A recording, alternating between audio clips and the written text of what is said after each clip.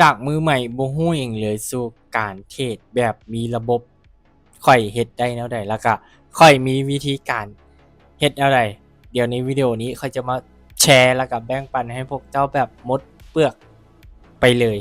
สำหรับวิธีของค่อยสบายดีทุกๆคนเนาะดีเหมือนเพชรเด้ออยากจะบอกทุกคนว่าเป็นคือกันบ่ทุกคนเทรดทุกมื้อเนี่ยเทรดแบบบ่ไปบ่มาบ่มีระบบหยังเลยเนาะอยากซื้อก็ซื้ออยากขายก็ขายนะ สู่การก้าวเข้ามาว่า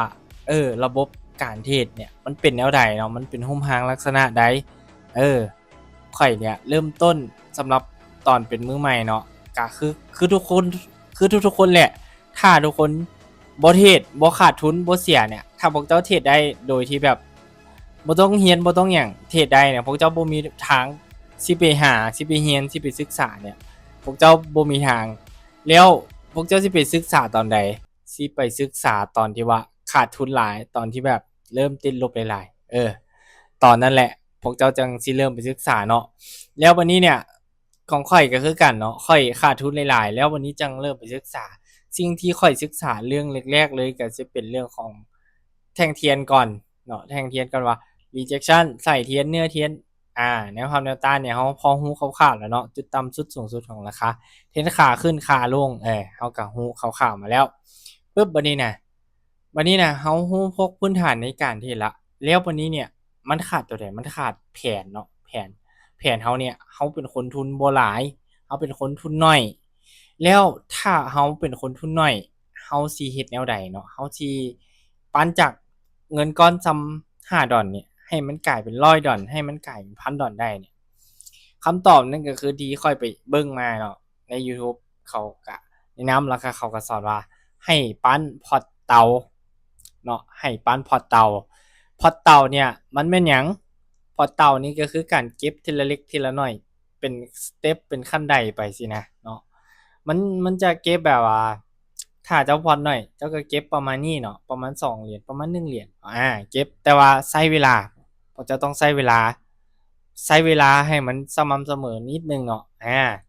แล้วเดี๋ยวค่อยขึ้นรูปให้รูปสิเป็นประมาณนี้เนาะอันนี้แหละวิธีการที่ค่อยเริ่มฝึกแล้ววันนี้น่ะมีแผนเนาะมีแผนมีความรู้แล้วอันต่อมานี่ก็คือการเข้าออเดอร์การเข้าออเดอร์เนี่ยวันนี้น่ะ